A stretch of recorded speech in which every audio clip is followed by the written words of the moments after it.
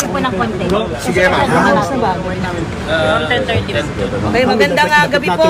Tatlong bagay lamang po yung sasabihin ko. Unang-una po ay kinukumpirma po natin na hawak na po natin si Pastor Kibuloy, si Jacqueline Roy, si Ingrid Canada, si Crescente Canada at si Silva Semanes po. Nakuha po natin yung custody po nila around 5:30 this afternoon at mga bandang 6:30 po ay nilipad po natin sila mula po sa Davao at papunta po dito sa Villamor po tayo lumabas. Lumapag po sila ang C-130 lulan po nitong mga nasabing individual at nakakating po sila dito sa Villamor na around 8:30 ng gabi at nakakating po tayo dito sa custodial facility na mga around 9:10 ng gabi po. Sa ngayon po ay nag-undergo po sila ng booking process. Kasama na po dyan yung fingerprint at mugshot at natapos na rin po yung physical and medical examination. At nangyari po itong pangyayari po na ito dahil kanina pong mga bandang 1:30 po ng hapon ay nagkaroon po ng negosasyon para po sa mapayapa po nilang pagsuko dahil binigyan po natin sila ng ultimatum nang within 24 hours po ay kailangan po nilang sumuko at nagkaroon po ng negotiation. So ito po ay joint efforts po ng PNP and AFP. Ma'am, sa loob po ba ng sa loob ng Kingdom of Jesus Christ sumuko? O doon po mismo sumuko? Yes po.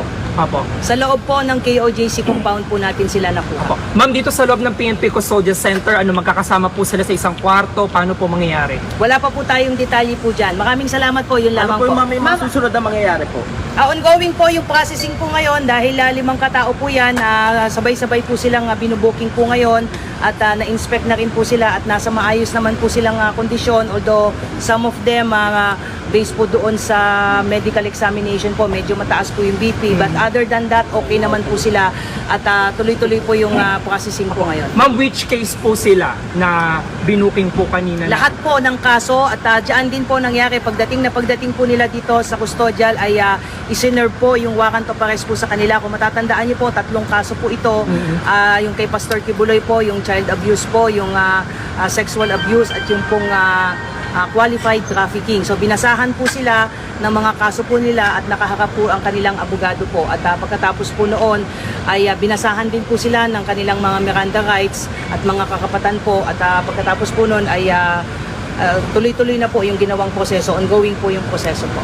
Ma'am, paling na ng 24 hours ultimatum po na nabanggitin nyo kanina. Nagbigay po ang PNP po ng ultimatum po na sumuko po sila, otherwise po ay papasukin na po natin yung isang particular building na hindi po tayo pinapayagan pong pumasok. So nagkaroon po ng negotiation ang PNP na kinatawan po ng intelligence group at ISAP. Pinagtulungan po ito that led to the peaceful surrender po ni Pastor Kibuloy at 4 pa at papasalamat po tayo doon sa naging mapayapa pong at least itong proseso po na ito. Ma'am, saan in particular sila ma'am nagtago?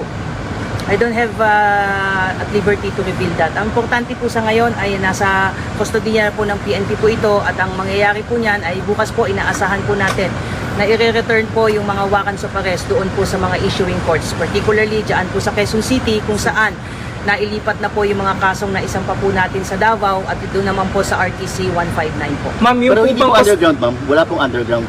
I don't have any information on that po. Ma'am, Sa importante po ay nasa atin na po yung mga pinaghahanap po. Ma'am, same lang ba yung room na can you give us kung merong aircon, merong ano po paano? Wala pa po, hindi ko pa po nakikita kung saan po silang kwarto po matititili, but meron na pong plano dahil nga kanina nga po habang ongoing po yung negotiation ay pinagplanuhan na rin po kung saan po silang mga selda po mapupunta. But magbibigay po kami ng additional details as we go. Pero definitely ma'am, magkakahiwalay sila. Ano po yung plano ma'am? Ano po yung plano? Ano po yung nakasaad sa plano ma'am?